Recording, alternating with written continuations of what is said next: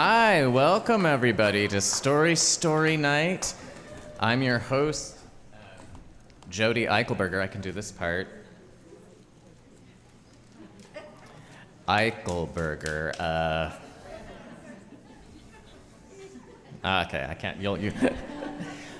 LaVona Andrews, everybody. No, it was S at the end. LaVona Andrew. Thank you for joining us. So tonight we are here for hearing. We are here for hearing. See what I did there?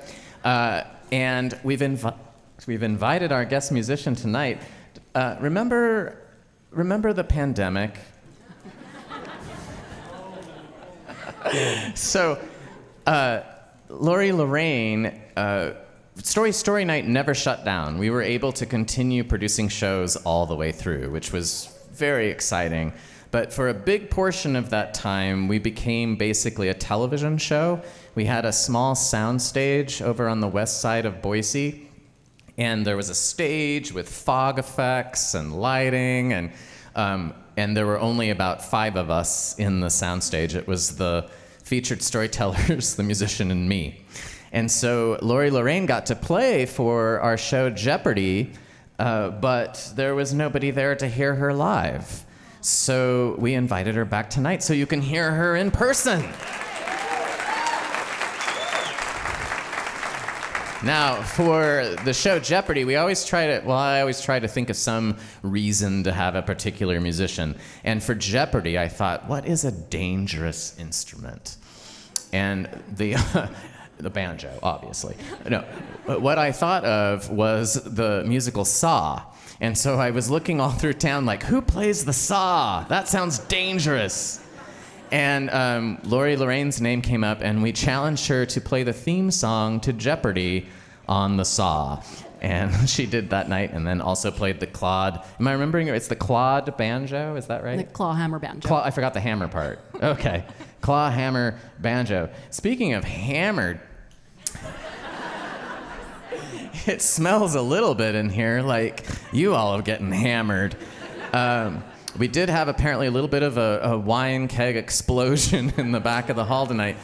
We do have smell coming up in a couple of months, so that's a preview of something to come. But tonight also it makes sense to have the claw hammered banjo.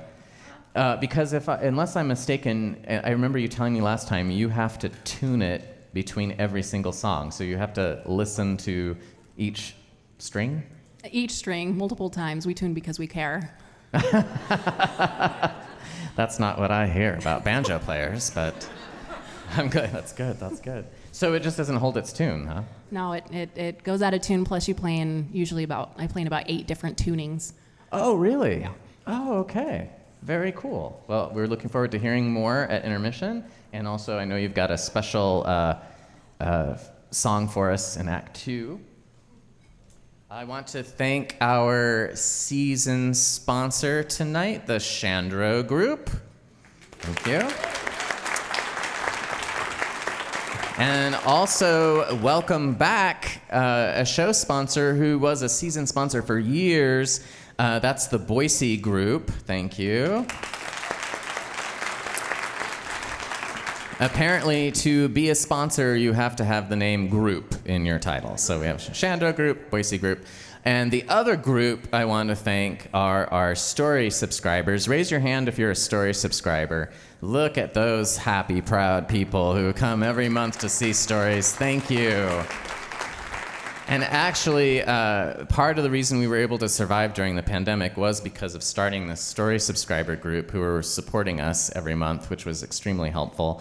And also, it is what is helping to give us these group of people have helped to give us the resources in order to hire our interpreters for the deaf and hard of hearing tonight. So thank you for that too. It's really been exciting to begin working on this show with the addition of these talented individuals, and you're going to meet another interpreter later tonight. So, do you like my shirt? I looked for the loudest shirt in my closet, so I thought maybe you'd be able to hear it clear out there. I'll show you the whole thing. Wow, I'm not going to do that again. That wasn't No, forget it. No. I've decided it's not worth it. I'm not going to do that for you anymore. All right. I have to get some new stuff from my closet. So I was thinking about hearing, and the interesting thing to me is that the thoughts, the memories, the stories that I had were about things that I shouldn't have heard. And actually, I went down a little bit of a rabbit hole, and there's overhearing, of course, but also called eavesdropping. And even though this is apropos of nothing, apropos, that's a fun word.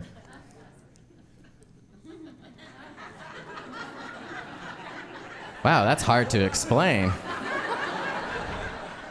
Now, I gotta be careful I don't just do this all night long, come up with interesting words I wanna see. Eavesdropping, the root of this is dew falling from the eaves on your house. So it's that zone where the water drips off of the eaves of the house. And so if you're an eavesdropper, you're standing where the water falls off the roof so you can hear what's going on inside the house. Isn't that interesting? I thought it was. You sound interested.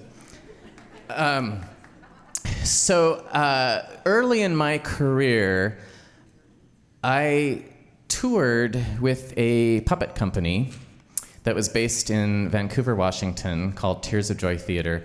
And it was most often two of us in a Chevy van with a set and puppets driving around the Northwest. We toured in Washington and Oregon and California, Idaho, made it as far as South Korea, not in the Chevy van, and there was we had to do everything. We set up the lights, we set up the sound, we set our setup. The production that I toured for the longest was a production of the Pied Piper of Hamelin. And I remember being in Washington State, and when we hooked up our wireless microphones and turned on our sound system and started the show, there was a teacher in the school who had someone who was hard of hearing in her class and was using an assisted hearing device. And she wore a little microphone, and it was exactly the same frequency as our sound system. So we're doing the school assembly, and we hear her saying something like, hydrogen, water has 2 hydrogen atoms and 1 oxygen atom, and then we hear a teacher from inside the auditorium run out and go in, and she's like, "Miss Clarkson, we can hear you in the assembly." And we hear her say, "Oh, no, you can't." "No, yes, we can. We're doing a production of the Pied Piper, and your voice is coming across the sound system." "Oh, this is the most ridiculous thing I've ever..." Silence, and we did the show. So that worked out all right. However, Idaho had a special place in my memory because we were touring in Jerome, and there were a couple things about this performance space that were particularly daunting. The first was the load-in was up a flight of stairs, like a fire escape on the outside of the building. We were hauling all of our equipment from the van up these stairs and into the auditorium, and it was exhausting and just took longer. Finally, we're all set up.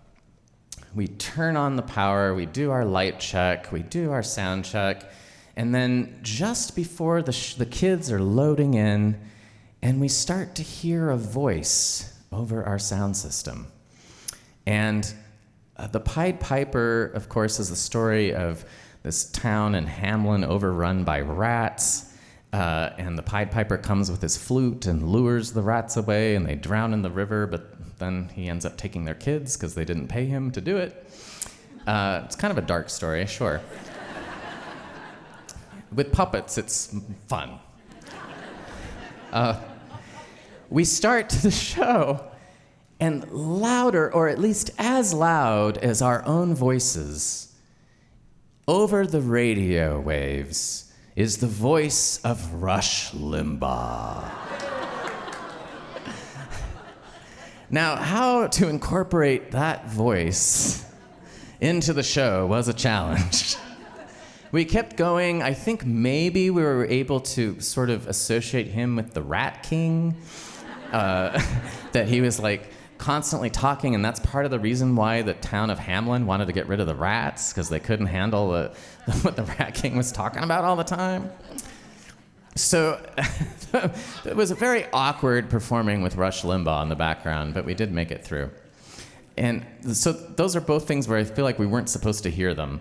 But one of the most surprising, I suppose, is because of where I was.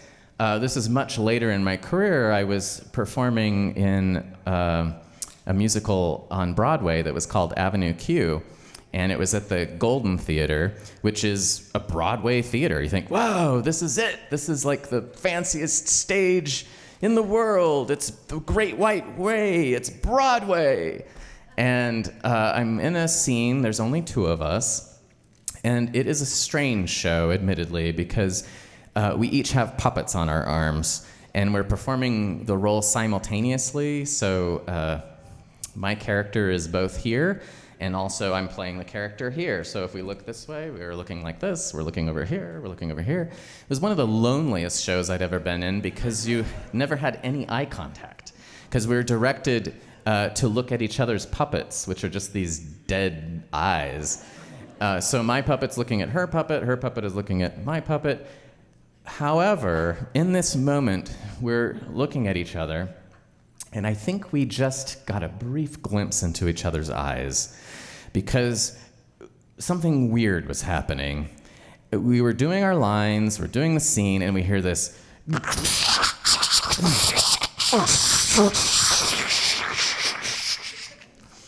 We're just doing the show, like, I don't know what's happening. I guess they'll tell us if something's wrong, we can stop.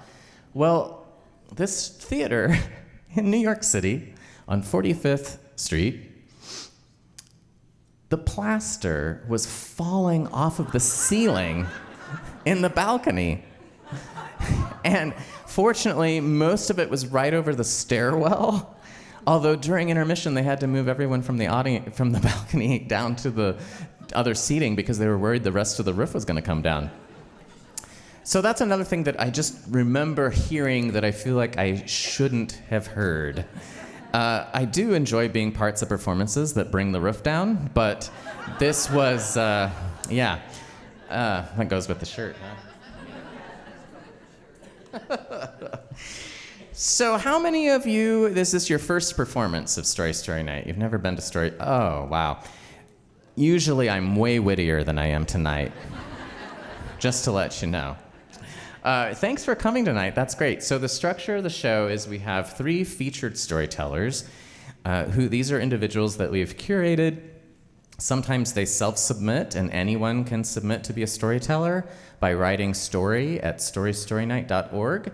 Or you can also call our story line at 208-917-1970 and pitch your story related to one of our themes that's upcoming. They're all senses this year. Or we find people that we think would connect to the theme. And then that's intermixed with the community story slam. And anyone can do that tonight. You just go over to our slammer booth right over here, write your name on a ticket, and stick it in that little white box, and then you have 5 minutes to share a story on the theme.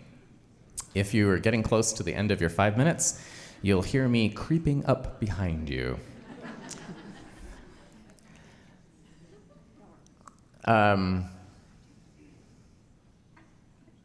Yeah, that's how it works. Good. Let's bring up our featured storytellers, and let's do it in reverse order. So, she's going to share with you tonight some of her superpowers. Please welcome Davina Snow.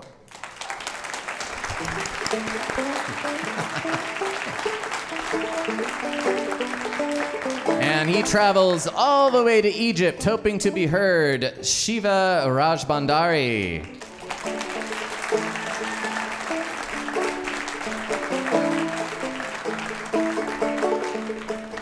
But first up to the mic, Actually, she is a story subscriber, which is super exciting. And she was having trouble getting her tickets with her code. And so she wrote our box office saying, hey, what's going on with the ticketing site? I'm having trouble locking in my tickets.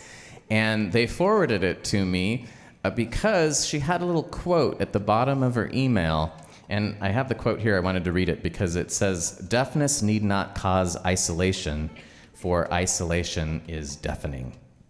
And this, knowing that hearing was coming up, they thought, hey, I think this person might be someone who has a story to share for hearing. And boy, were they right. And so I reached out to her, and really she became more than just a featured storyteller tonight. She became kind of a co-producer. She helped recruit stories for tonight. She also organized the interpreters for both our story salon, which is when the featureds get together and kind of rehearse with each other before the show, and also for the interpretation for tonight's show. It's her first time to the Story Night microphone, so please welcome Tara Adams.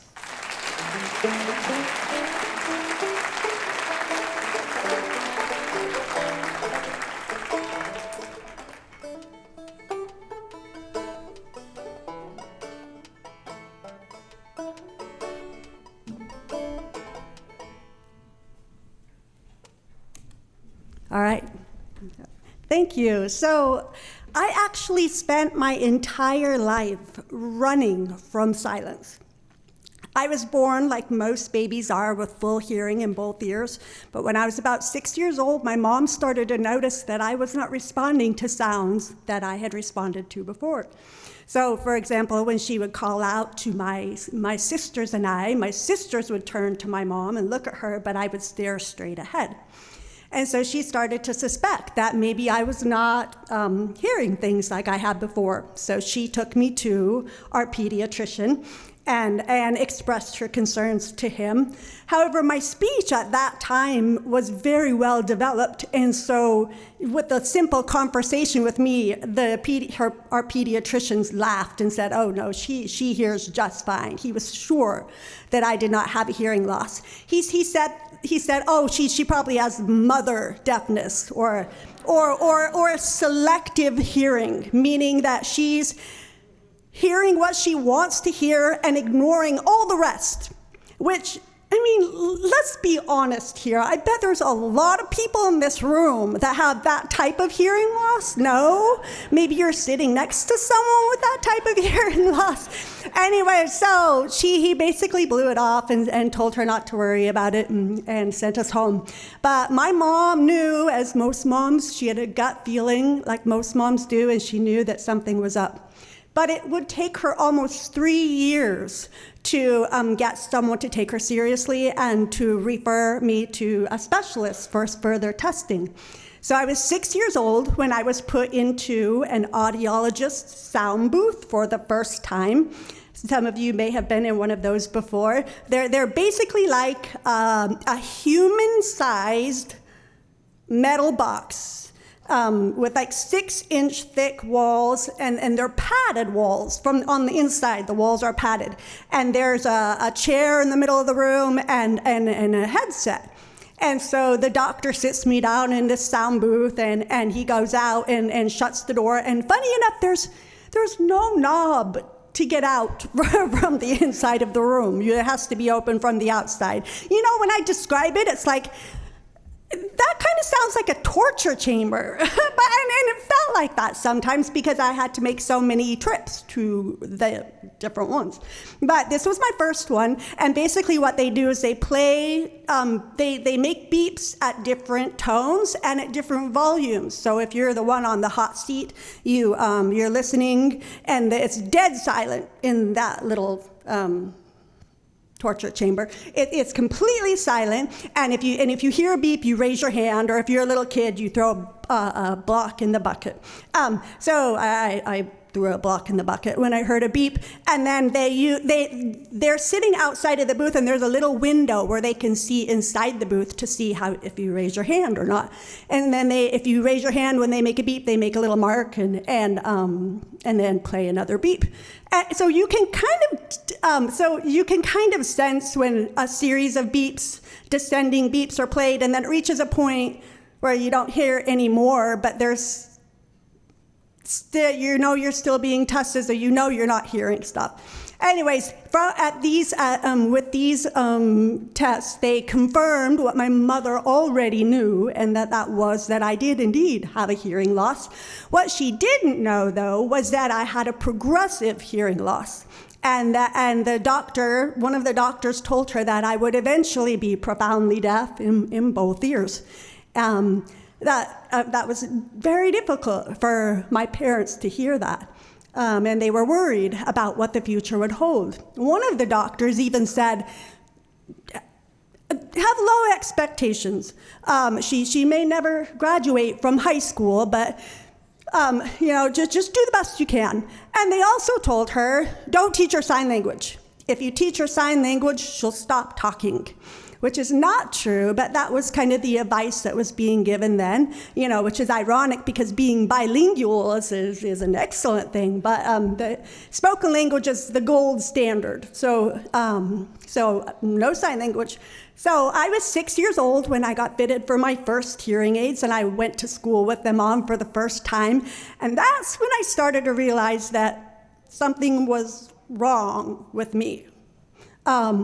I started noticing people staring at my ears or pointing at them and whispering, and I started to become self-conscious about it, where before I didn't know, I didn't care, I didn't know what I was missing, it didn't bother me, but I started to become aware. And so it's funny, I mean, when kids would come up and they would point and be like, what are those things in your ears? And I'd be like, they're mini radios, and they play music.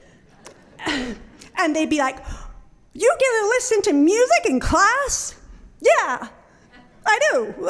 And maybe their jealous expressions made me feel a little bit better about the situation, even though it was a lie. But so I kind of played it off, but I didn't like it. I was embarrassed. And the older I got, and the more, when I got into middle school, that's when it started to really go downhill.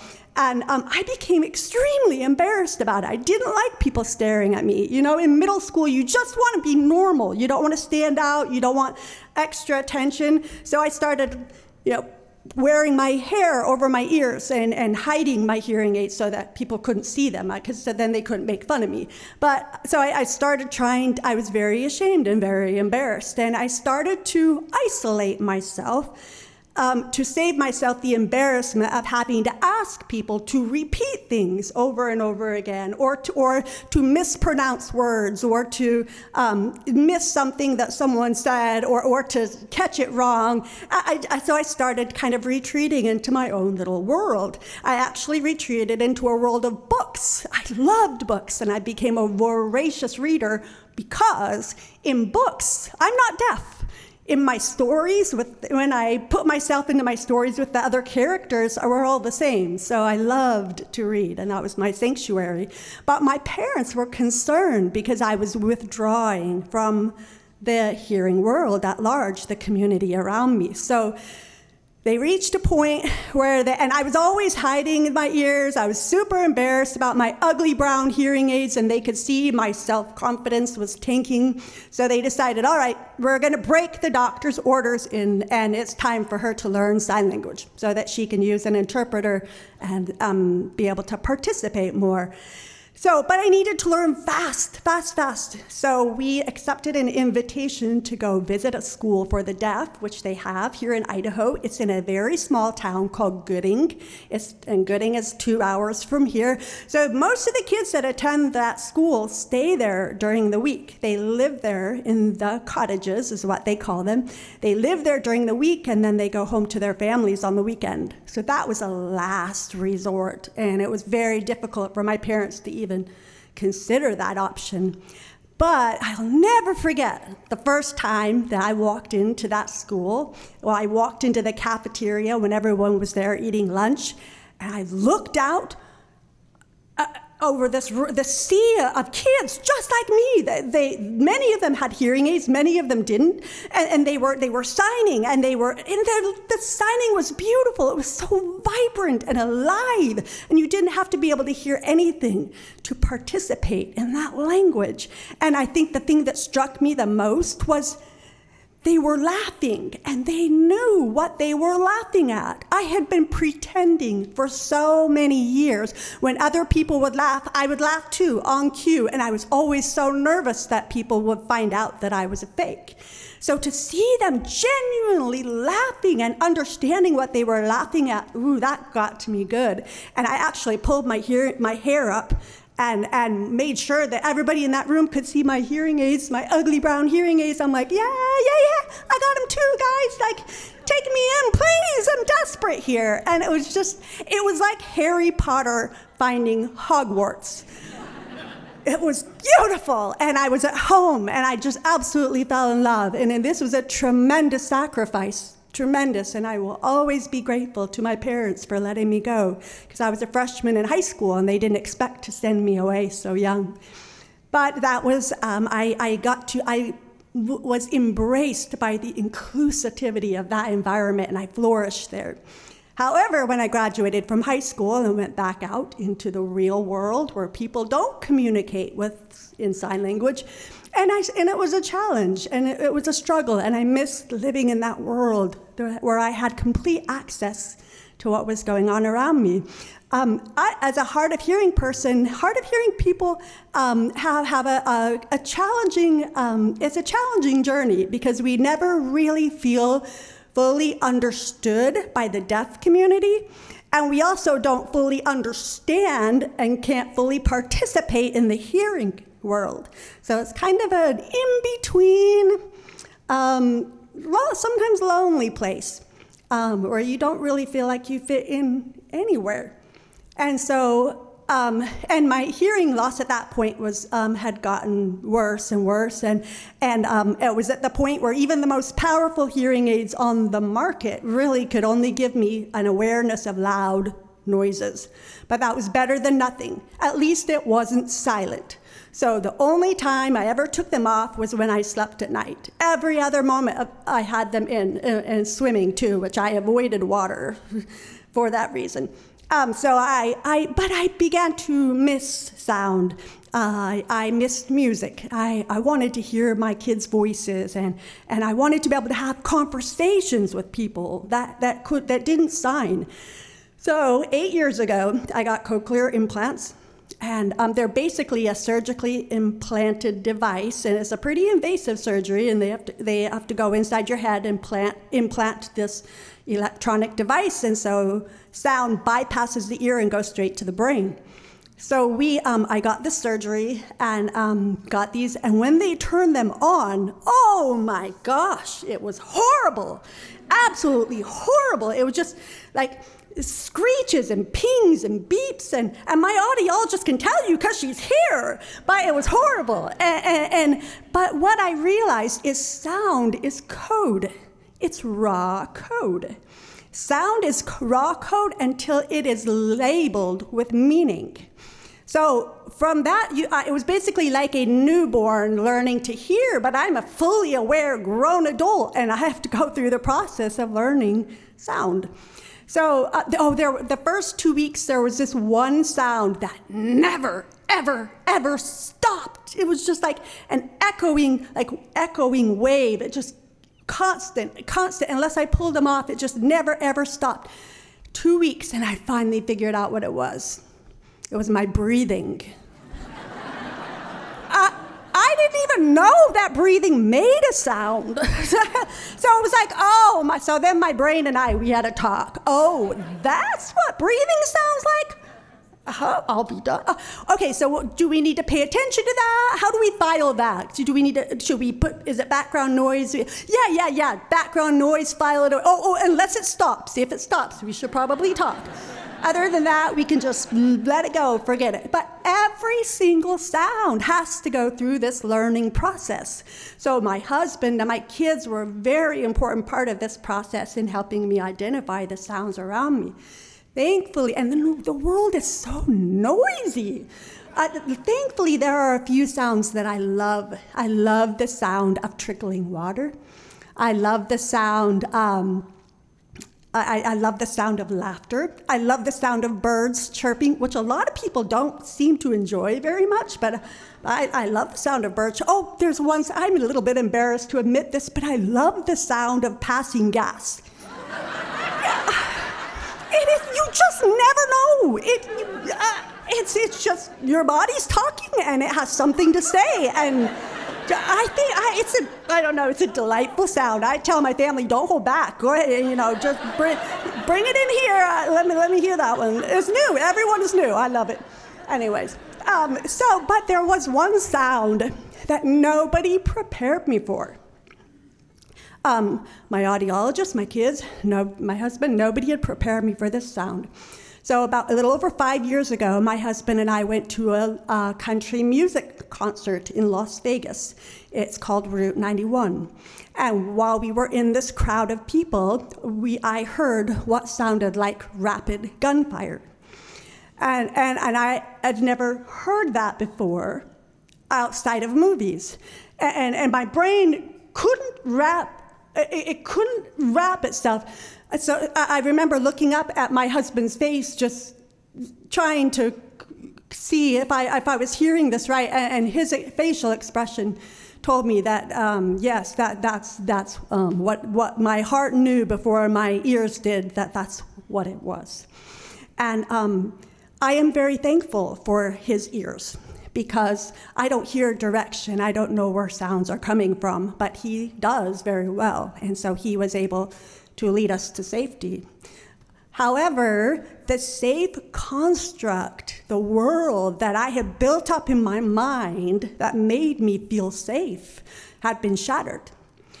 And you can't unhear a sound like that. You can't erase it. It's forever etched in the echo chamber of your mind. So I was plagued with anxiety.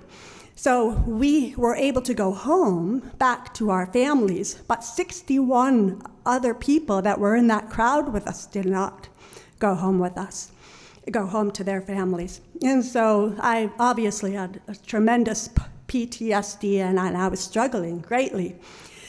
So at this point, I decided to take up the practice of meditation.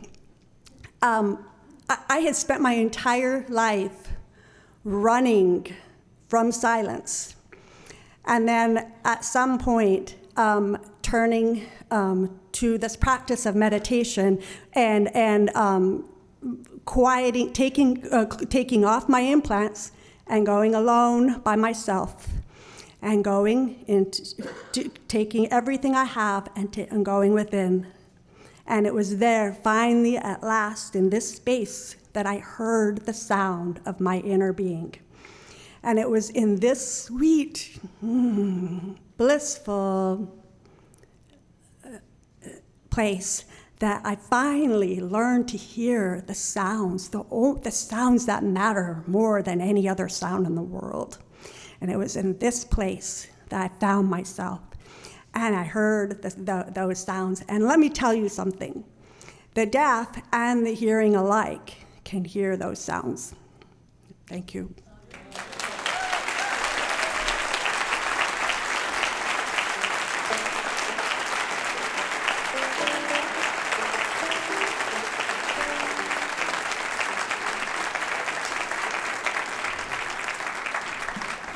Do you like the sound of applause? It's okay. Okay, let's give her the other kind. There we go. Nice. I mean, I can help you out with some of the sounds you do like, too, but maybe not. It's a gift. It's a gift.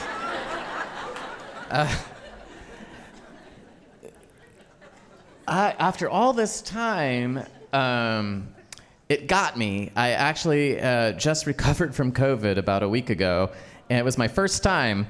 But I feel, because I know people who've had it multiple times, and I know people who are struggling with post-COVID effects, like with their hearing.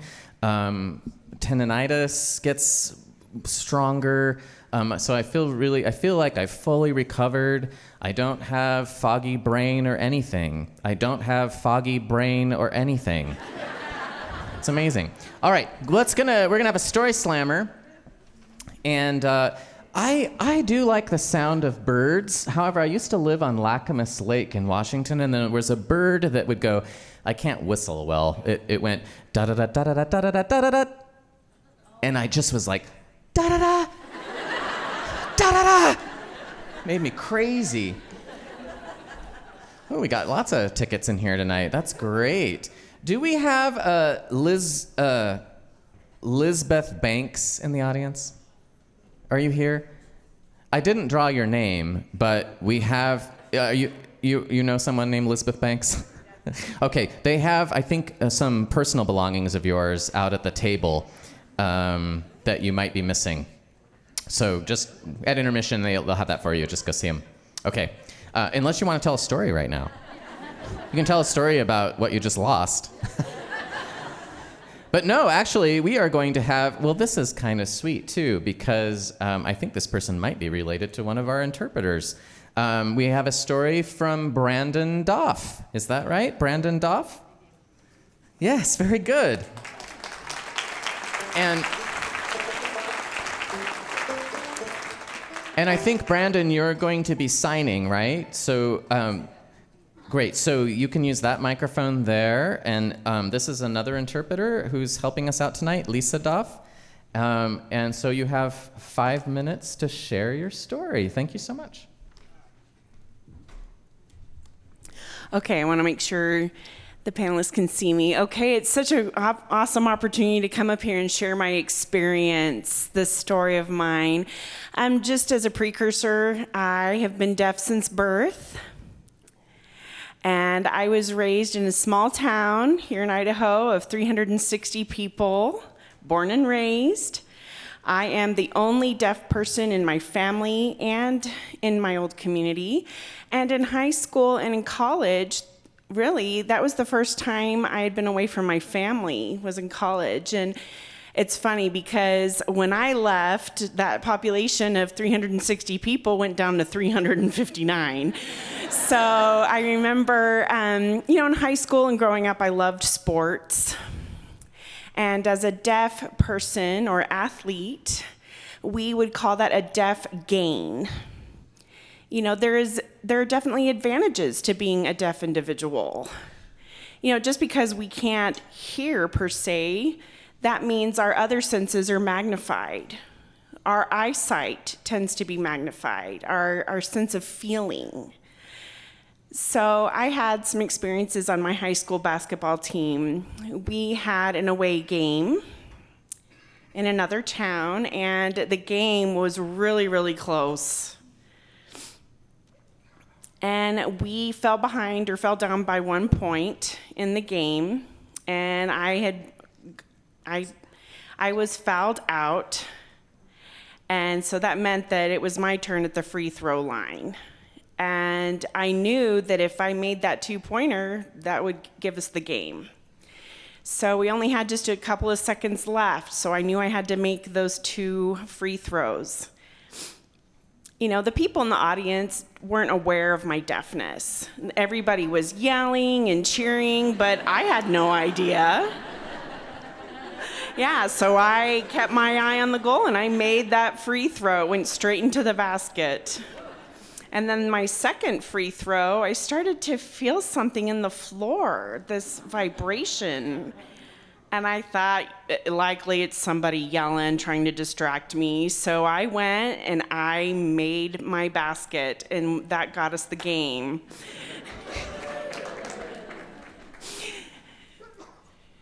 And I do have another experience I'd like to share. Upon graduating college, I was hired for my first job.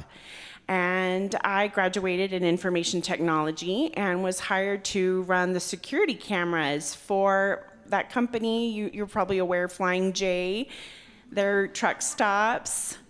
They had one in Caldwell, and they used to be headquartered in Ogden, Utah. And I was in charge of running their security camera system. I had access to the entire nation's security cameras. So they really took advantage of my ability to see and catch things, whether it was dishonest employees or customers. I was able to gather all that data and send it to the local law enforcement, and I had some great experiences. So I'll share this one story. I have a good friend who travels a lot for his job. And he knew that I was working at Flying J headquarters and had that access to this system. So he and a friend of his were traveling, and his friend was in IT like me, but he had no idea that I worked personally for Flying J. So they went into, I think it was somewhere in Iowa, one of the truck stops there. And my friend told him, said, hey, you know what? I know how to hack into the camera system. And his friend was like, he just looked at him like he was crazy. He said, yeah, right, whatever, buddy. So he signed while looking at the camera, and right after that, text me, and I was able to pull it up and find my friend on the camera.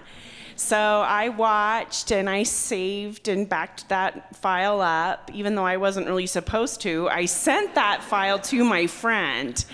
It was a screenshot of the two of them on the camera system. And my friend got it on his phone, and he said, see? And his friend just couldn't imagine. I mean, can you imagine the look on his face? Like, whoa, they're watching. Oh my gosh.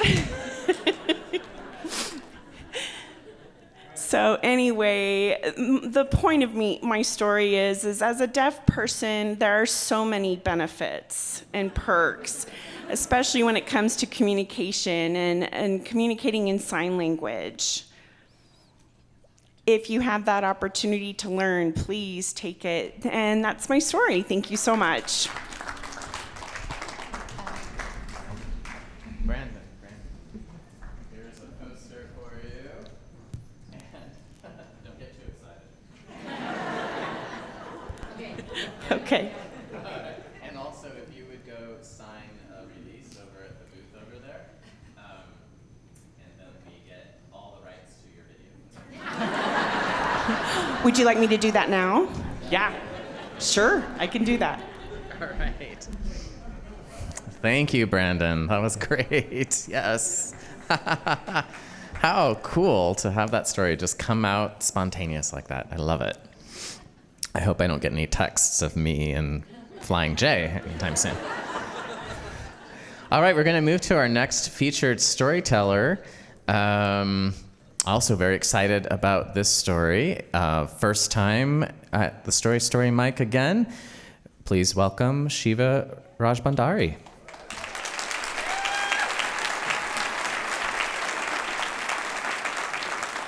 Thank you, and thank you. It's such an honor to be here alongside all you.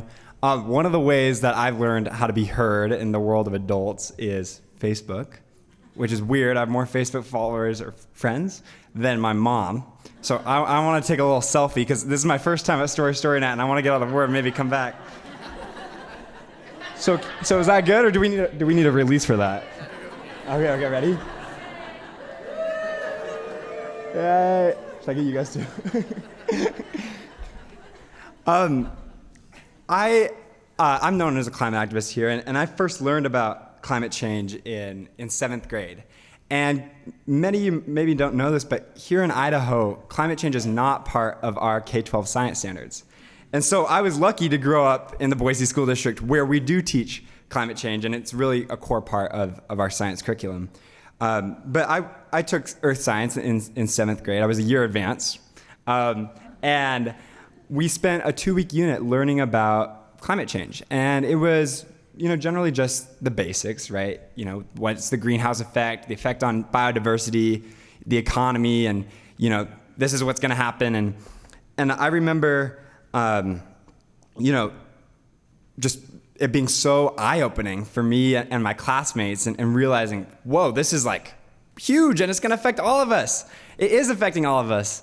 And then I remember thinking about my family in Nepal, where we learned climate change was disproportionately affecting, poor countries and poor communities. And I thought, what are they going to do?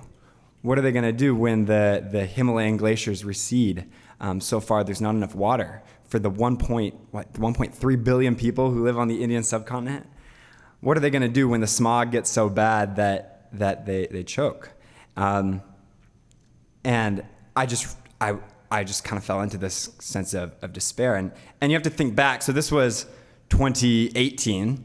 So this was really, during a time when people weren't talking about climate change like they are today. It wasn't something we saw in the news. It wasn't something that we all know the name Greta Thunberg, or most of us. Who knows Greta Thunberg? Yeah, most people, right? Youth climate activist, for those who don't, famous lady. But at the time, she was not a thing. I don't think she'd even started her school strikes at that time. And so it was not something we saw in the news every day. It was not something that our politicians talked about. And in the earth science class, we talked about the causes, consequences, and solutions to climate change, but we never really talked about what we could do. And I was just so paralyzed with this climate anxiety. I remember feeling it, and many people, probably in the audience, especially younger people, could probably relate to that. But so I did what we learned, kind of been conditioned to do by corporations. And my parents worked at HP, and so we went every year to Earth Day at HP, and they talked about their new recycling technology and how you can recycle your printer cartridge and all these things. So I was like, recycling, that's the solution to climate change. And I started recycling more and wrote a little letter to the editor about how my junior high school, they threw out the recycling with the trash, and how I was so mad about that. It had apples and stuff in it, so it was not really quality recycling. I turned away from, buying new clothes. Everything I'm wearing right now is thrifted. You might be impressed, but those suburban thrift stores, South Jordan, Utah, go check it out. Thrift store down there. Got these swanky pants. I took cold showers. I got one of those Idaho Power shower timers. Does anyone have those? The blue ones you turn? And then and a year passed, and I was still kind of whoa, climate change is still happening.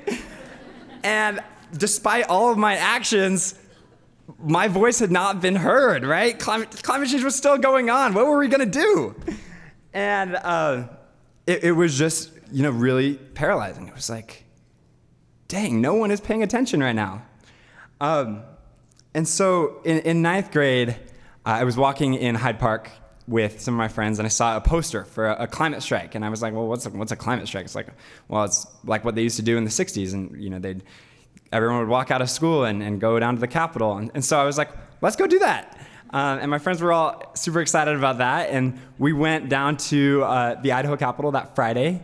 And I think just as we walked in, so at North Junior High, so you start kind of in the north end and you're walking up behind the Capitol. You don't see anyone. You're like, I don't know if anyone's going to be here. And as I turned the corner onto, that's Bannock Street, right?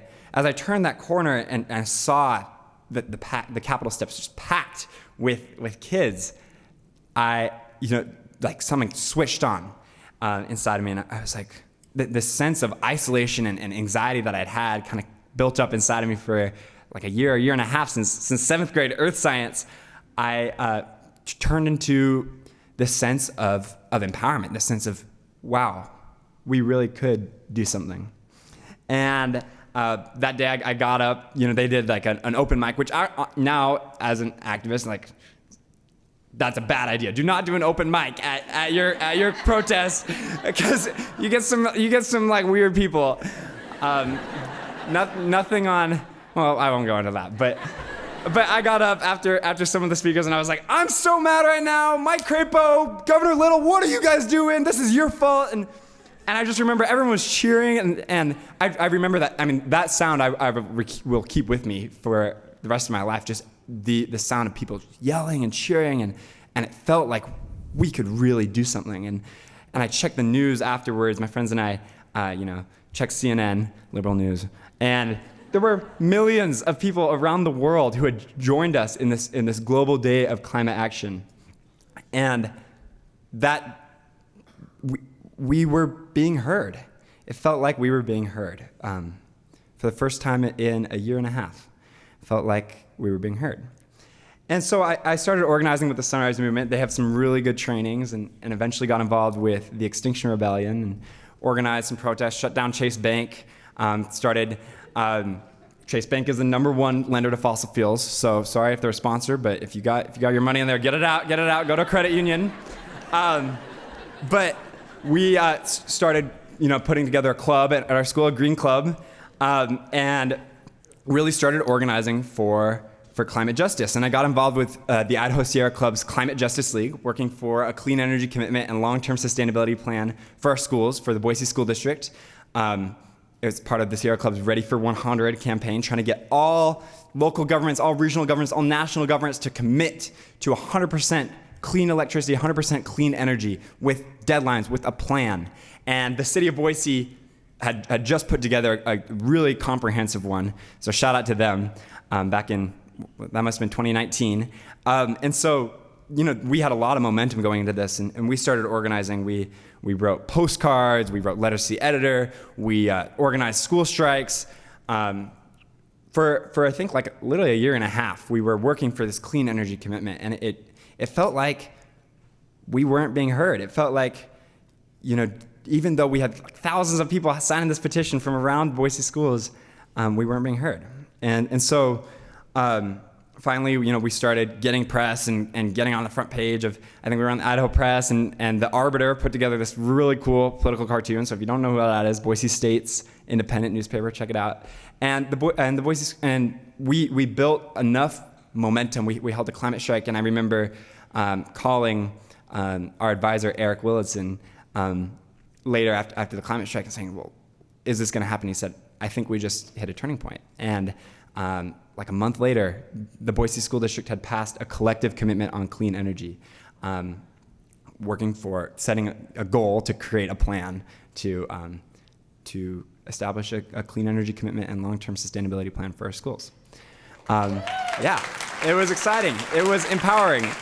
It did take a year and a half, but it was awesome, and it is really incredible, the work that's being done by the Boise School District. And so that summer, that was not this November, last November. I don't know if is that the right word? Last November.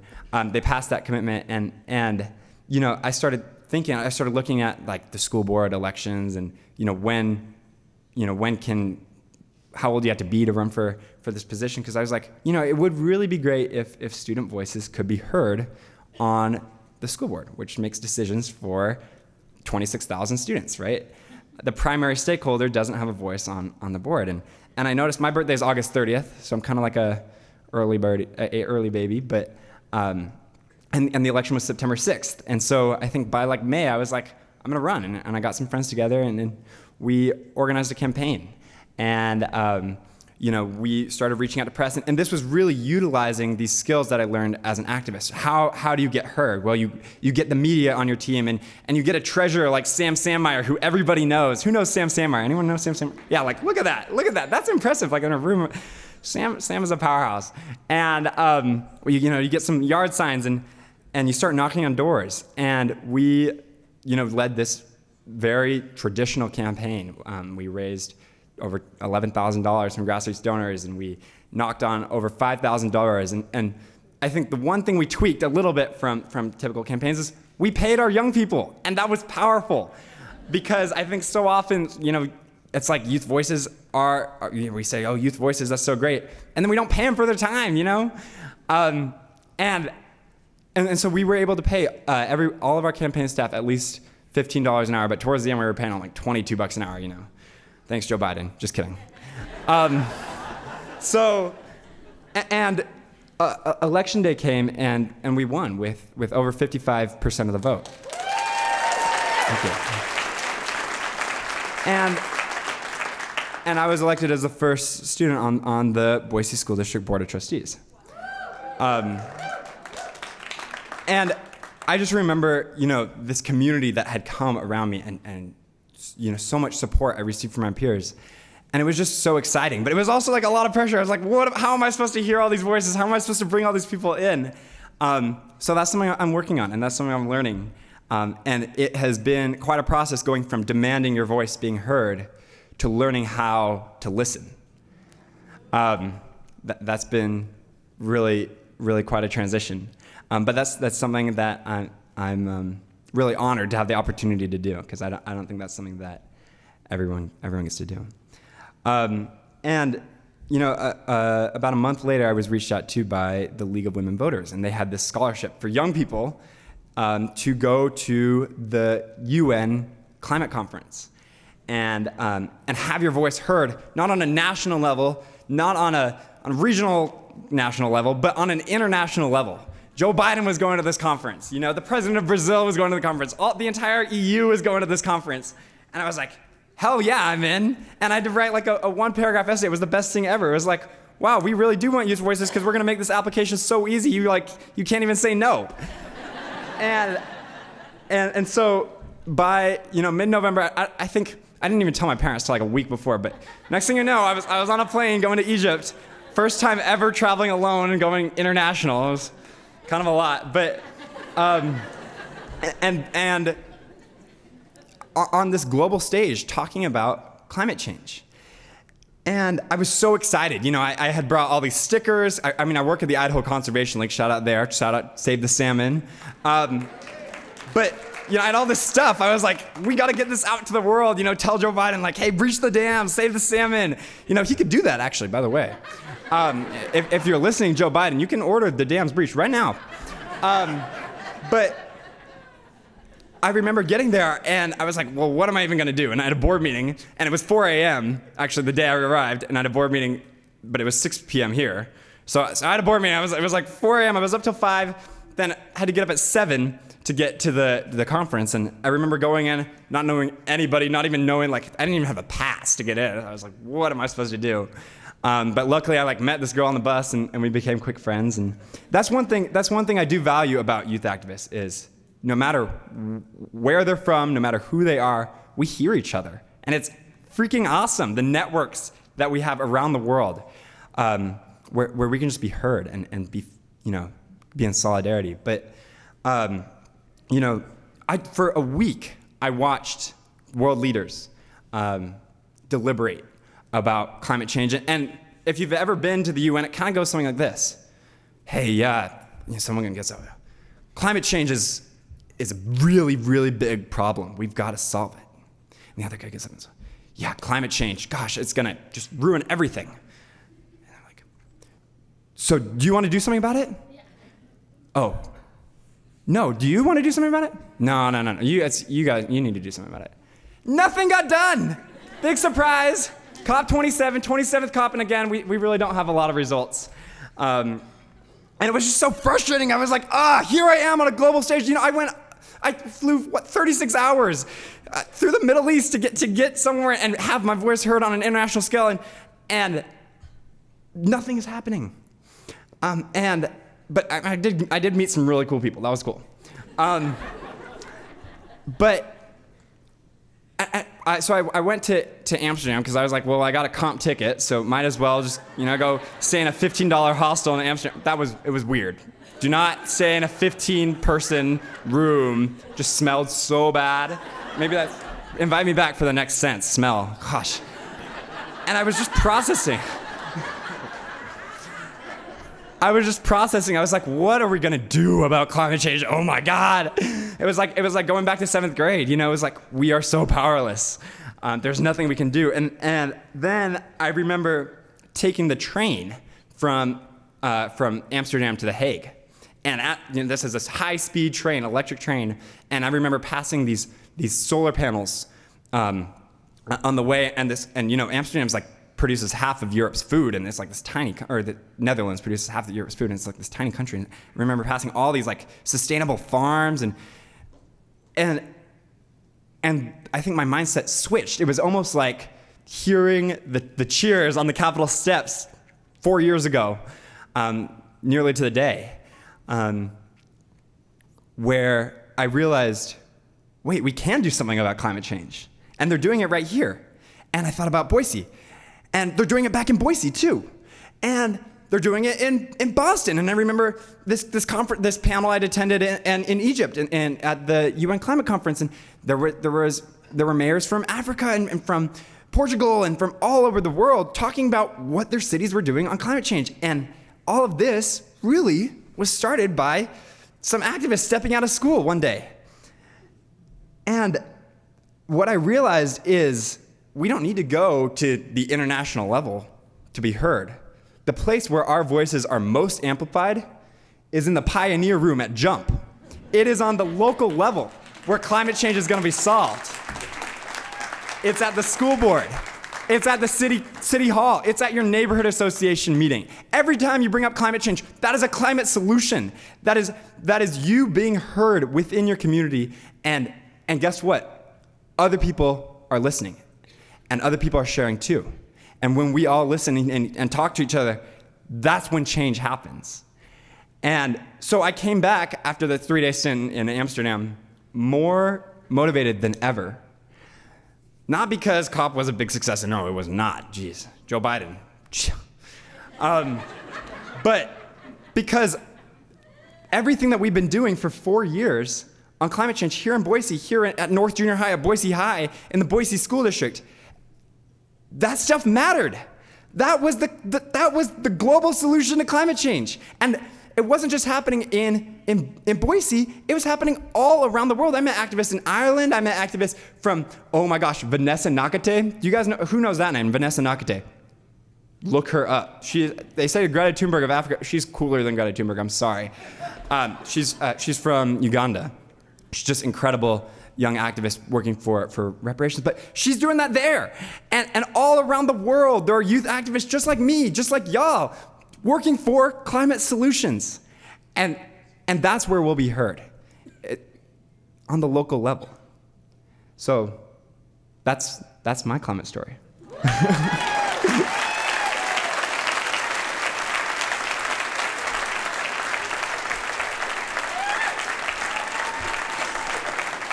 Thank you, Shiva. Shiva, you give me hope. You give me hope. But you also hurt me. Because how I found you for tonight was on Facebook. Which means I'm old.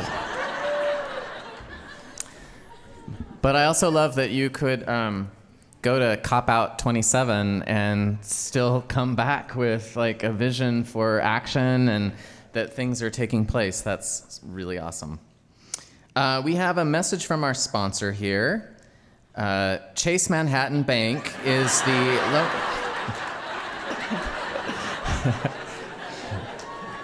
no. Actually, Lori LaRayne, normally I ask our musician if they have any insurance music that they could play under this. Is anything coming to mind related to insurance? I have a song called Beware Sweet Lies. Oh, yeah. I'm not sure if you can insure against sweet lies, but let's give it a try. The Shando Group knows there is a difference between offering your employees insurance and benefits. From our first conversation to day-to-day benefits management, we use data-driven and culture-focused methods for designing your benefits portfolio. We know no other program in a business can impact employees' financial, emotional, and physical well-being more than employee benefits. And there are no sweet lies. Oh, add that last bit. Great, thank you. All right. We are going to take a bit of a break. I think we do not have wine at the back bar back here, I believe. So if you're looking for wine, go out to the lobby. If you would like to be a volunteer for Story Night, you, in addition to signing up to be a featured storyteller, to be a slammer tonight, which is basically an open mic. We're brave, right? You can also sign up to be a volunteer over there. And there may also be some from our show sponsor, Boise Group, there may be some calendars out in the lobby. This is what January sounds like in a painting. So you can go out there, and we'll see you back here in just about 10 minutes for more stories featuring hearing. Thank you.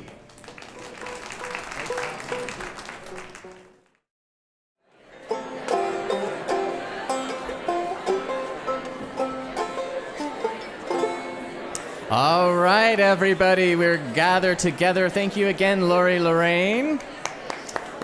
We'll get our storytellers back up here as well.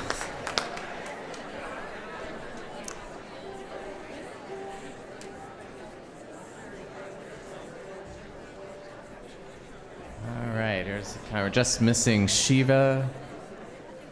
He's out campaigning.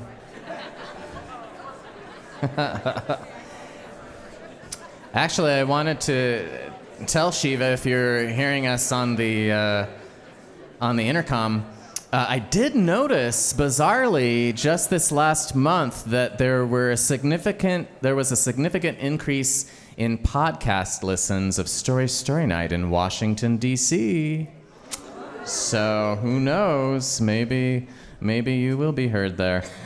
Oh, here he is. So Joe might be listening, Shiva. Washington, D.C. showed up on our podcast. You can sit up here. You're one of our... You're special. Yeah. Yeah. All right, we're going to start our second act actually with a featured song from our guest musician. I believe this is an original song that you wrote. Is that right? That's right. And it's called Porch Phil. Porch Phil. Porch Phil. This Yeah. is a character you invented? No, Oh, not really. he's here tonight. No. Oh, okay. Porch Phil. One day a young man walked out of his life, took the road as his lover and the stars as his wife. He shivered and starved as he walked ridge to ridge, and one day he stopped in the middle of a bridge. And the fish said, "Hello, sir, how do you do?" And a woman ran past wearing brand new shoes. He stood on the bridge and breathed in the air. And that day he stopped walking from here to there. Bridges aren't built to keep us from land. Trails are supposed to begin and end. A porch built from matches will burn up in flames, but that don't matter at all today. 'Cause this living is good and tomorrow can wait.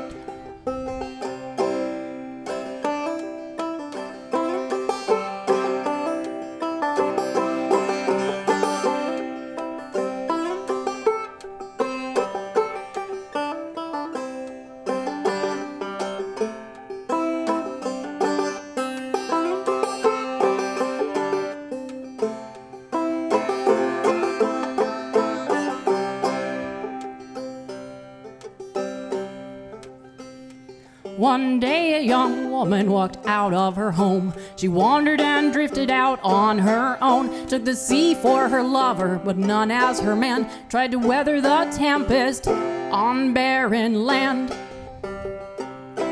But the waves were so many and she was just one. One day she got up and started to run. Left her lover, the sea, for the trail and the creek. She learned how to sing but forgot how to speak. Bridges aren't built to keep us from land. Trails are supposed to begin and end. A porch built from matches will burn up in flames. That don't matter at all today. 'Cause this living is good and tomorrow can wait.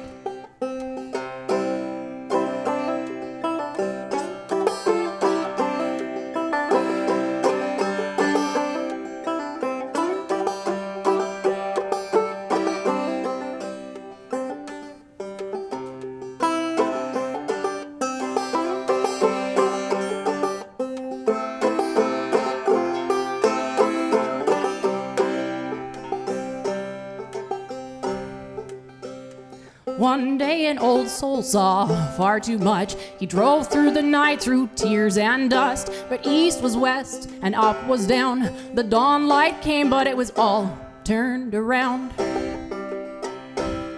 But day followed night and night followed day, and he slept in the trees and lived in their shade. The wolves read a howl lit up the mountain. He built a porch and started again.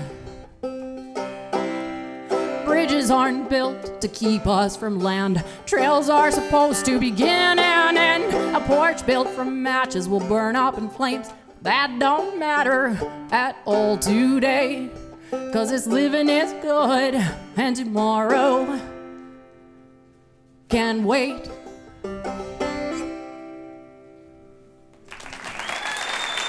Thank you.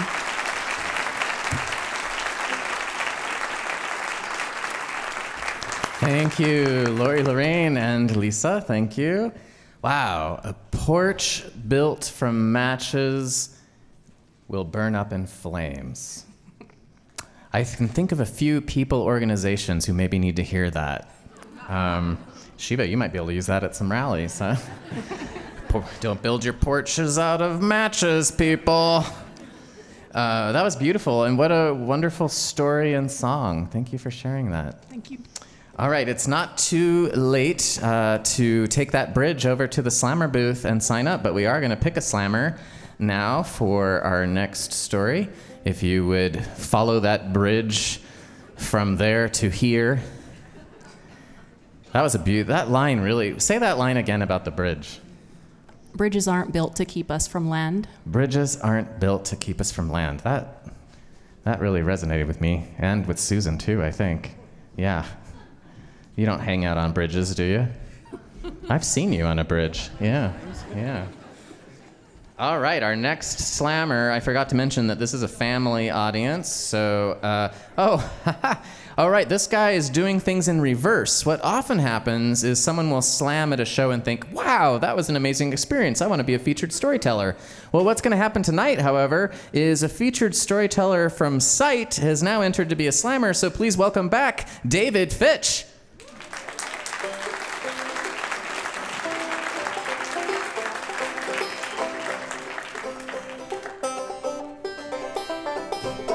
Here you are. You're back. All right. I forgot how tall you were. Oh, well, it's the boots. Yeah, okay. I love to ski. In fact, most of my friends would say I'm obsessed with it. So I was skiing up at Bogus Basin a couple weeks ago, and out past me comes a group of 4 or 5 young guys, maybe 19, 20 years old, moving around. They move faster than I do, try to stay out of their way. And one of them is wearing a fluorescent yellow ski outfit, which I'm all for. I like to be able to spot people to avoid running into them. Well, he's also wearing a backpack with a boom box in it. He's got this music blasting away up on the mountain. And I thought, wow, that's kind of rude to make that much noise. And that also seems really high effort. You could just put a couple earbuds in there and get the same thing and not have to haul this thing around. I'm doing a bunch of work up there. Anyway, they took off. I went my direction, forgot all about it. Well, later that day, I was riding up on one of the chairlifts that kind of goes up parallel to one of the slope ridges. I'm riding up on that chairlift, and I start to hear something up on the slope. Well, that's music. I'm starting to hear some music off in the background. I look up the slope, and I can see some shapes up there, some people, a group of people skiing around, and one of them is fluorescent yellow. Oh, it's that guy. It's that guy with the obnoxious boombox in his backpack, and I, was working myself up, and then I thought, wait a minute. When I was that age, I did the same thing. I blasted my music. It was all new to me. I thought it was the best thing in the world, and everybody had to hear it. My parents, their friends, anybody else out at a campground, anywhere, blasted that music out because I wanted them to hear it. So I'm starting to change my opinion of this young man a little bit. All right, well, so I did that, and he's doing it. We get kind of closer to them, and now I make out what song is being played. It's Queen. He's playing Queen. We Are the Champions. I'm going, not only did I do that, I did it with the same songs. He's playing the same music that I inflicted on everybody else. So I'm changing my attitude even more. Well, now, kind of a kindred spirit, still obnoxious, but chalk it up to youth. Ride up the chairlift, get off on the slope, and I'm heading down. I'm going to go to the other side. Well, you have to ski down these kind of connector trails that are narrow. I'm skiing down my connector trail a little bit, skiing down. Zoop! Some young guy goes by me 5 times my speed, scares the heck out of me because you don't have much peripheral vision in these goggles. I whoa! Jump out of the way, and okay, they don't usually travel alone, so I'm gonna edge over to the right of the trail. It's the convention for driving, so I'll just let this guy pass me. And another one goes by. Well, I called that one right. Zip, he went by me. Another guy zips by me, and then I start hearing music. I start hearing music coming up behind me to my right. I go, uh-oh. So I move all the way over to the left, and I discover why, because I'm coming up on a jump that's on the right-hand side. Here comes a guy, zoop, fluorescent yellow, flying through the air over me, lands in the trail, he's gone. Excellent skier, really fast. And I'm thinking my attitude went from, I was annoyed by these people carrying backpacks around, to, all right, I did it as a youth, to, hey, playing the same kind of music, to now, I want everybody to wear one of these so I don't get surprised on one of these narrow trails and scared. So next time you ski, turn up your boom box and we'll get along fine. Thank you.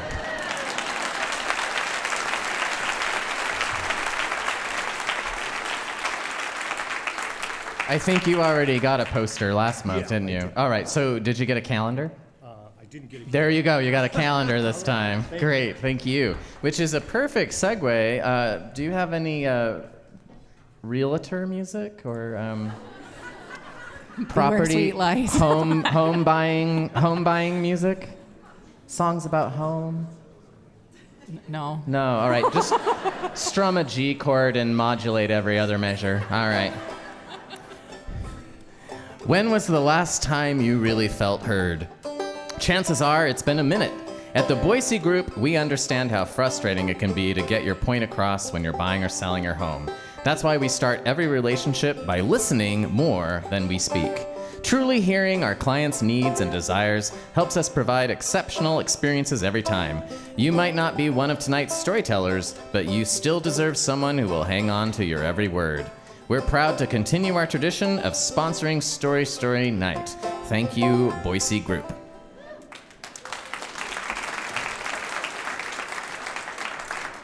All right, and David, if you didn't remember, they're not wearing fluorescent jackets, but you do have to sign our release over here at the story booth if we have that up and running.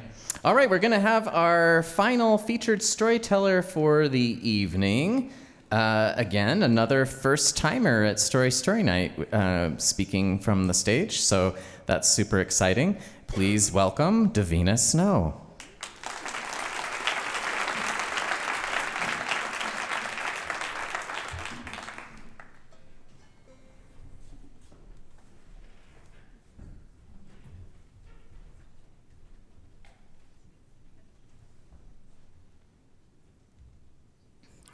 I am honored and thrilled to be here tonight. For the theme of hearing, my world is very quiet. I don't hear anything. But I do have several superpowers that I can tell you about. I want to start by opening with a story before I share those superpowers. At one time, I lived in Maryland. My husband and I are both completely deaf. And we lived in the area between Baltimore and Washington, D.C. At the time, we had a 2-year-old son. We just bought a brand new house. I was very pregnant. One day, I felt weird. Something felt off. My back was killing me. I mean, that happens when you're pregnant, so that part wasn't weird. I just ignored it throughout the day, and then it got worse. And it just got worse and worse, and we're in our brand new house. And I thought, okay, I have to go to the bathroom. So I went, and I was sitting in the bathroom, and I felt this incredible pressure. I was like, okay, there should be a bowel movement, but there was nothing there. And I was like, listen, I don't know what's going on, but there should be something there. So I went and I got my husband. I was like, I don't know what's going on. This feels very weird. I feel like I need to go to the bathroom. Could you see what's going on? My husband took a look and he's like, there's a baby. And I was like, there's no baby. Ha ha, very funny. No way. I've already had one. That's not how it works. And he's like, no, really. And he said, let me look. And so I pulled down my pants and my husband's like, I can see a head and hair. And I was like, okay, I'm just keeping my knees closed. Let's go, let's figure it out. So we're in the basement of the house. My husband grabs our go bag, throws it in the car. Our 2-year-old son throws him in the car seat. And I'm like, I cannot keep these legs closed. And I'm trying to like walk up the stairs. So I'm waddling up and finally I get in the car. Now, we had just moved. Now, we had a plan to go to the birthing center near Baltimore, but that was a half hour away. Literally, like first days in this house, we don't even know where the hospital was. I was like, it's fine. We're going to see a sign. Let's go. So we get on the highway. And I can't keep my knees together, and suddenly I'm holding my newborn. What do you do? My husband's driving, he's like, no, but like put it back, what do you do? So now this baby's eyes are closed. It is not crying, it is not making sound, it is not moving. I am like, I have just given birth and it's stillborn. And so we see a gas station on the other side of the highway. This is a divided highway with a borrow pit, and not like a little Idaho adorable borrow pit. There are trees, there are grass, there is rough terrain. We are not in a 4x4. So we cross the median through all of this. My husband runs in, tries to write, tries to gesture, where's the hospital? And they're like, oh, it's over there. So now he has to cross the borrow pit. And we get all the way back across. And now we're back on the road. And then we see a police officer. We start chasing the police officer. He's supposed to chase us, but we're like right behind him. My husband's trying to honk. We're hoping he can hear us. Flashing lights. Finally, the officer pulls over, gets out, and this woman is angry. Like, why are we pulling her over? And so my husband's like pointing, like trying, baby, over there. Finally, the officer's like, oh. We see her talking to a thing on her shoulder. There's a lot of talking. Suddenly, fire truck pulls up. We hadn't realized there was a fire station right next to the gas station. So yeah, we were so focused on the hospital. So I'm holding this baby that's not moving. This fireman comes tearing up to the door, pulls it open.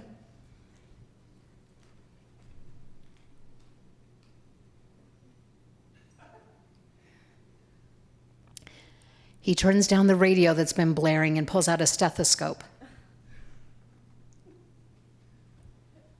He needed the music turned down so he could hear if the baby had a heartbeat.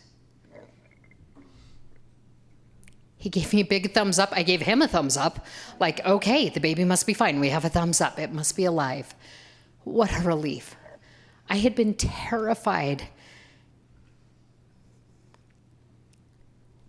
Eventually, the ambulance arrives. They check out the baby. We were literally 1 block from the hospital this whole time. Lesson learned. In the end, it all worked out. My superpower is visual. My sense of hearing may be gone. I've never recalled being able to hear anything, but instead, my sense of sight is enhanced. I can see what's going on around me. I know when there's sound because people will look that direction. Somebody will let me know there's sound. With the fireman, when he walked up, he's pointing to his ears, so I know there must be something loud. I didn't even know the radio was on. I'm completely deaf. I didn't hear it. So I knew he needed to be able to hear so he could hear the baby through the stethoscope. So my eyes substitute for auditory. Another superpower is my sense of touch. It's almost like the Force. So if I'm in an elevator, people typically know like, oh, it's going to open because they hear a ding. Some people watch for the light. If there's no light, in my case, I can feel a vibration through my feet. Through a lifetime of experience, I know what it feels like when an elevator's moving. I know what it feels like when it stops. I know what that little whiff of air that comes in when a door is about to open or when it closes. So breath, air, all of those are my senses that are enhanced. My third superpower to share with you is being bilingual. My name in English is Davina. In ASL, American Sign Language, this is my name.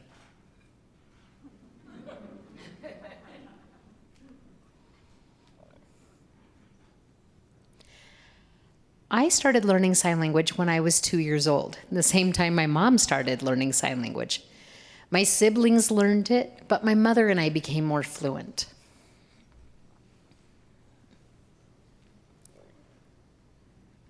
I grew up here in Boise.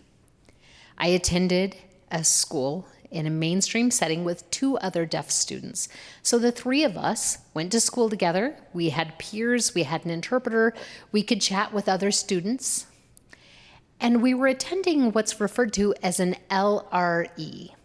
Under the Individuals with Disabilities Education Act, also referred to as IDEA, the least restrictive environment assumes that people who have a disability should go to their local school district, and that's called the LRE, least restrictive environment. That's where I went. I was able to play at recess. We were able to communicate through gestures. I could see people talking, but I didn't need to use my mouth, so we would just play. We were able to communicate. But once I hit the magic age of middle school, I started to feel different. I started to feel more isolated. In middle school, you don't play during recess. You gossip, you talk, you spill tea. And I was feeling very lonely, very isolated. Like Tara, I read lots of books. I watched TV. At noon in the cafeteria, I would get my food, and I didn't even know where to sit. I wasn't able to communicate. There were a few people who had some A, B, C's, but that's not enough for a junior high conversation. So typically I would get my food and I would go to the teacher's lounge because there was somebody there who could sign. So at lunch, my social group is my teacher. That's not appropriate social development. My academics were fine. I was at grade level. My intelligence quotient, my IQ was fine, but my emotional quotient was lacking. I'm not developing social skills just talking to a teacher. So discussing it with my parents, we talked about I needed to go someplace else. In 7th grade, we had an exchange student from Hong Kong who was deaf. And that lucky person got to go to the residential school for the deaf in Gooding. And they were there during the week, and they came and stayed with our family on the weekends. And I thought, what? There's a school for the deaf? I was so naive. I didn't even know that was an option. So I went with my host sister so we could see the school and drop them off. And we saw the cottages. They're like dorms. And I was like, oh, I want to go here. And my parents were like, you would be gone for a week and only home on the weekend? No. I begged, and they told me no. My exchange student sister would come home on the weekends, and I'd be like, tell me about your friends. Tell me about your teachers. What's going on? What did you learn in class? What are you doing every night? What did you eat? All of those things. So all week long, I would hold up all my questions. And then they would come on the weekend, and I would ask everything. After the year, my exchange sister left, and I was still attending the local mainstream school, and I was becoming more depressed and more isolated. And finally, I went back to my parents, and I said, life is pointless. I don't even want to live anymore. It is so worthless. And my parents were like, okay, you need to go to the school for the deaf. And I was elated. I could meet people who were like me.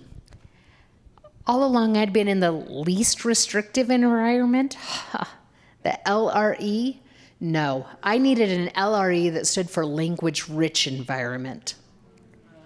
When we look at people who have disabilities, we assume that local is best. But for people who are deaf or who have their own culture, who have their own language, that's different. People who have other disabilities, it might be an appropriate setting for them because they share culture, they share language. But people who are deaf need to be with other people who are like them.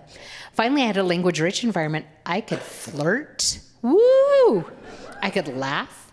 I met my husband there. My entire world exploded in the most wonderful ways. After graduation, I attended Gallaudet University, which is in Washington, D.C., and it's the only university in the world designed for deaf people. There are international students, there are students from all over the U.S. It is such a wonderful opportunity. When I'm there, I could be part of sports organizations, I could be part of theater. When I was there, I forgot that I was deaf. I was just normal. I was Davina, living my life. Everybody there was bilingual. It was amazing. It was beautiful. I graduated from Washington, D.C., Gallaudet University, and I was self-confident. I knew that I could overcome anything. When we decided to move back to Idaho, I was bilingual. I now am the director of the American Sign Language program at Boise State University. I am the only deaf full-time faculty, and I love teaching ASL and coordinating. I have 4 children. Remember, I had the 2-year-old and then the baby born in the car? That baby in the car is now 19, and he still drives that car.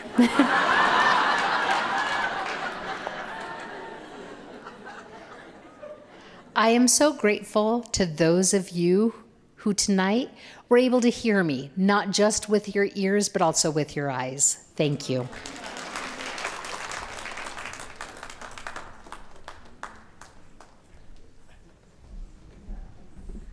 Thank you so much. That was beautiful. And what's amazing is the song that was playing in the car when the fireman came up was Queen.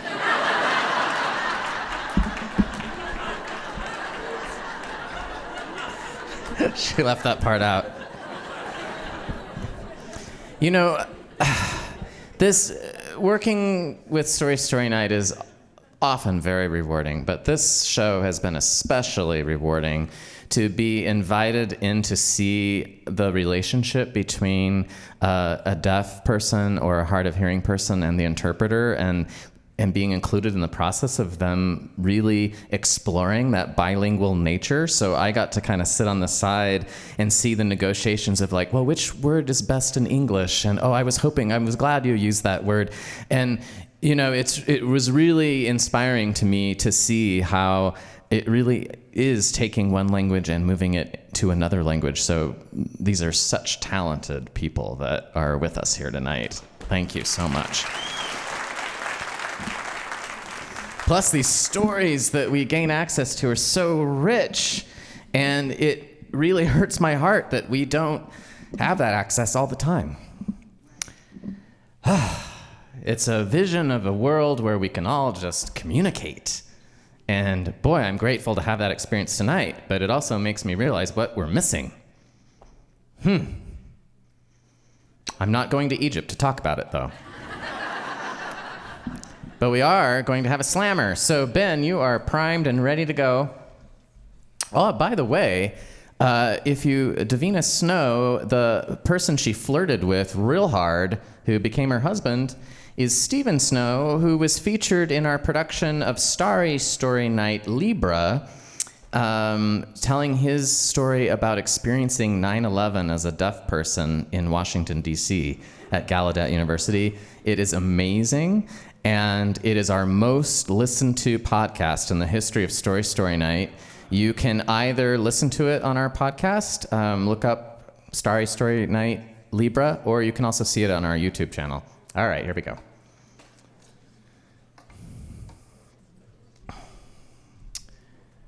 It looks like we're going to hear from Mary Lee Doby. Oh, we're in for something, I think. Here she comes. Mary Lee. Lori LaRayne has a song for you.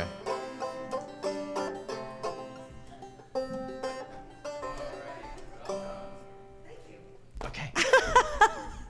I can't do glasses and lights. So, I'm a teacher. It's all about listening and being heard, right? Normally, I teach 6th grade. For many, many years, I have taught 6th grade. This year, I teach kindergarten.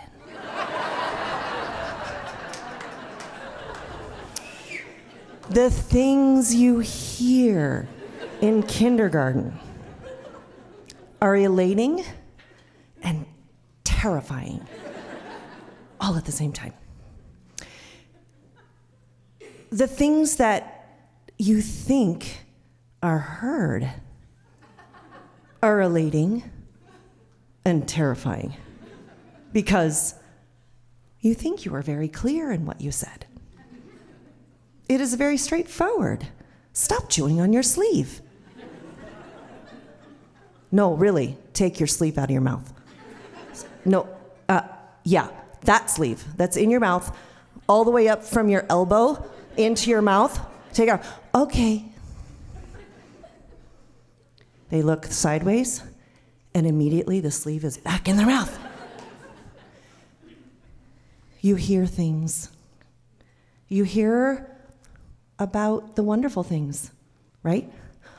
My grandma's coming in from Arizona. I'm so excited. I'm so excited for you. It's wonderful. That is awesome. The things you don't hear are terrifying. The information doesn't always pass from parent to teacher. It gets bypassed and the kids tell you. You say, oh, we're going out. Everybody's in a line. Okay, I see your mom. There she is. Go get her. When we're passing them off at the end of the day. I see, oh, there you go. There's your dad. And you pass the one little one on and she says, oh, my mommy died this summer. And you're thinking, why didn't somebody tell me that? Why? Why is it the little girl had to tell me that her mommy died this summer on the first day of school?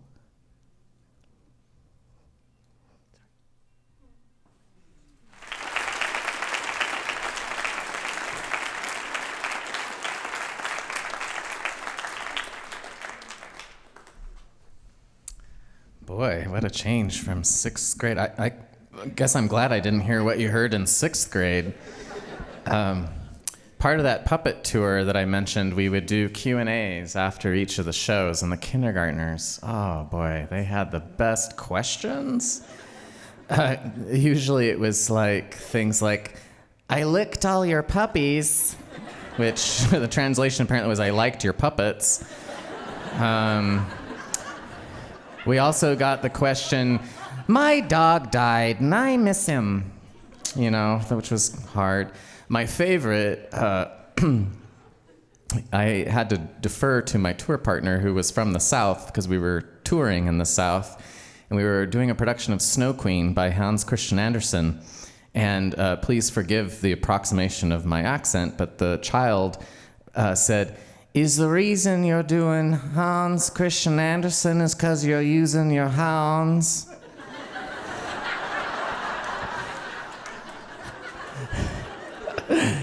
Mary? Would you like to take that one? All right. I'm going to use my hands to draw another story slammer.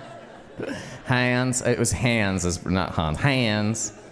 Use your hands. Her dad was asking her mom where were his paints. And she said, well, they're in the garage, Ken. My paints are in the garage. Yes, they're in the garage. No, my paints. All right. Here we go. Coming out of the garage. Oh, this is a slammer that we haven't heard from in a while, but is a long-time Story Night community member, Chris Harrington. Chris, welcome back.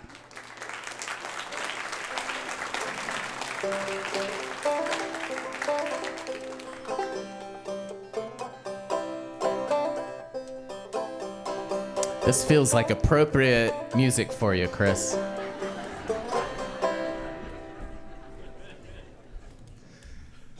Well, I'm one of those people who doesn't need an alarm clock to wake up. I can decide when I'm going to wake up, and I wake up annoyingly half an hour before that time. But it wasn't always that way. Before I moved to Idaho, I was working down in Key Largo for several years, and I was renting a room from a woman named Carol, and there was a dog, a large red Doberman named Simba, who was renting the couch. The story of how Simba ended up in that house is a story for another time. It's a little grim, but it was a really sweet dog. Come up and lean on you every now and then. The normal routine was that I would wake up well before dawn, get up, go out and get the dog, and we'd go out, wander around the neighborhood. Then I'd head off to the gym. So one morning, the alarm went off, and I reached up and turned it off. Walked out into the living room, and the dog was lying there on the couch, giving me a look that I realized later on was confusion. Normally, he was up and ready to go, and I was ready to go. This time, he just looked at me. I said, well, come on, let's go. And he slowly got off the couch, and we headed out into the porch, and I took his leash and didn't actually put it on him because he didn't really need a leash. He'd just wander around with me. And we headed out for a walk. Now, anyone who knows male dogs, they're always checking their pee mail. And I noticed that he really wasn't interested in the bushes or anything. He was just sort of ambling along with me. Boy, that's really strange. I noticed that the trashmen weren't out banging on the cans. They were usually doing it about the same time, and there wasn't a lot of traffic noise out on US 1, which there normally is at that time of day, and the animals weren't waking up. Usually by the time I got back from my walk, it was starting to get a little bit light, but there's nothing going on. About halfway through the walk, I realized something was really wrong, that this was probably not early in the morning like I thought it was. By the time I got back to the house, Carol's standing there in the doorway, and she said, you have no idea what time it is, do you? She said, it's 11 o'clock at night. Now, normally she would go to sleep much later than I would. She said, I took the dog for a walk. I came back in, went into the bathroom, and come out, and the dog's gone. It's like, what happened to the dog? So she went out on the porch, and the leash is gone. She said, well, maybe my son John came over, but that's really strange. They wouldn't even say hello. And why would he show up at 11 o'clock at night? And then she realized that I was gone. So I hadn't heard the alarm go off. I had dreamt that I heard the alarm go off.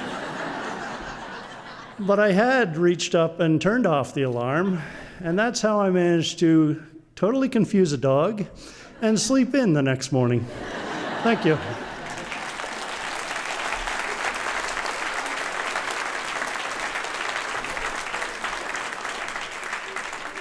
All right, bring us another slammer, please. Gosh, how disorienting to suddenly realize that it's 11 o'clock at night.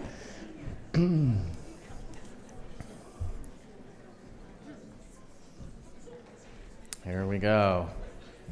This is going to be a good one. Oh. It's catchy. All right. This one has marks for pronunciation. I'm going to go with Tiffany Falve. Typhonay. Oh, there we go. It's on the other side. Yeah, you can use those stairs. Hello. There you go. Thank you. Hi, everyone. My name is Tiffany Falve. I moved to Idaho in 2000. and started a family because it is the dreamy place to start a family. I had 2 boys, healthy boys. And as most of you know, as a mother or a father, your children really look at you to see your response to life. So I identified with Tara when she said she looked at her husband to kind of read his response. Kids do that with us. They trust us. They look towards us for our response. I had gotten so accustomed to this easy language that flowed so effortlessly between my kids and I that when I had my 3rd, and he was born severely brain damaged, without the ability to use a brain. You know, there's a lot of people out here that talk about the challenges of having one sense stronger than another sense. But what I was dealing with was something totally different. There wasn't the mainframe. There wasn't the brain. So I found myself unable to hear anything that he had to say to me because it wasn't coming through the channels that we're so accustomed to. So I spent a lot of time on my knees. I spent a lot of time in prayer, searching. I was desperate for answers on how I could hear what it was he had to say, because I knew his soul was so perfectly intact, and I knew that mine was not. And so it was me that had a lot of work to do in order to learn how to hear the voice and the soul and the personality of this precious little angel boy. And what's so interesting as I explain the story to people is that it took having a child that didn't have a voice, that didn't have vision, that was tube-fed, to be able to truly open up and hear all of the love that is constantly being spoken at all times if you're able to close your eyes and if you're able to listen. I used to close my eyes and I would put my head on North's chest. His name was North. He got the most unusual name for 2005 in the Idaho Vital Stats. So he was a winner from the beginning. He was born on Halloween, and everyone said, I wonder if it'll be a trick or a treat. And I said, well, it turned out it was a little both. A little bit of trickery here and definitely a lot of treat. And so as I go about life and we go on a trip, and I've got the 2 boys, North is at home, he would seize a lot. If he was up here, this would definitely be a seizure risk for North. So we're on the plane, we've got the 2 boys, one's 4, one's 6. It's a long day. And there's a baby in the back, and he's screaming, and he's crying, and he's carrying on. And my older son looks at me, because he can see I'm getting anxiety, because I had a little PTSD with North. He would cry a lot, because he's trying to communicate. And my son said, Mommy, that's a Northie. I didn't know what he meant, except for that he was very loud and vocal and seemed distressed, and that was North a lot of the time. And as we got off the plane, I smiled at the mom, and the mom looked at me and she said, I'm so glad you didn't get frustrated. He's severely autistic, and it seemed like your boys understood.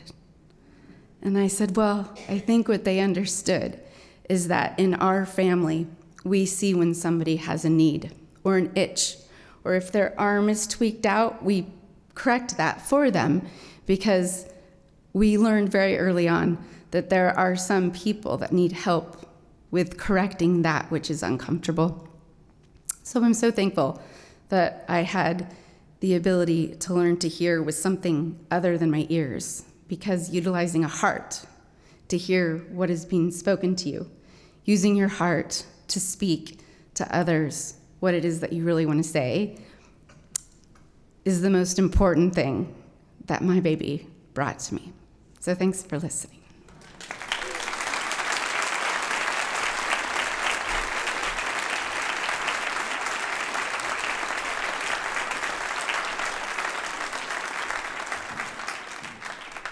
When our graphic designer did these posters that I'm forcing on all of the slammers, it's not an option, you have to take a poster with you. We emphasize the ears, of course, but I think one of the things that really has come out of tonight is the idea that, yes, there are ways to hear that don't involve our ears, and that's a really wonderful thing to think about. Right now, for those of our guests who are deaf or hard of hearing, we have a story theme song that will be playing under my voice, but it won't matter too much because I'm going to talk over the entire thing. Except later I do sing a little bit, just forewarning there. Stories come from the land as well as its people, and I want to acknowledge that we are on the traditional land of the Shoshone-Bannock people.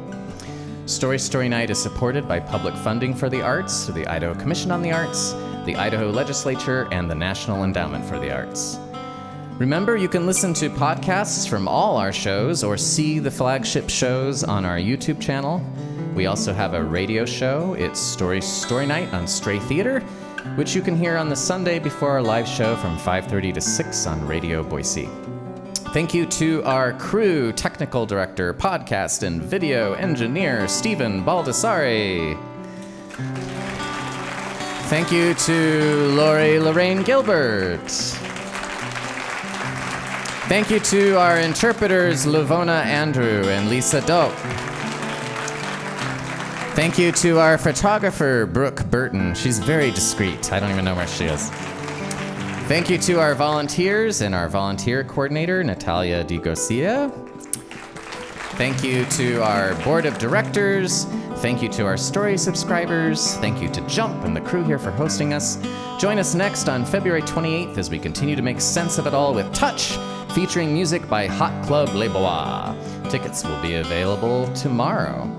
But until then, I'm gonna leave this with you. Story night. Story, good night. Beginning, middle, now at the end. Authentic, inspiring, spontaneous.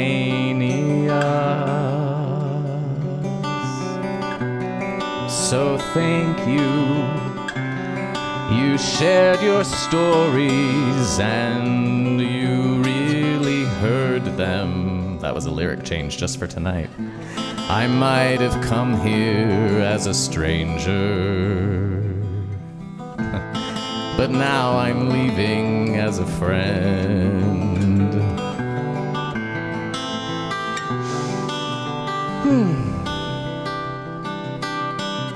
And so the stories never end.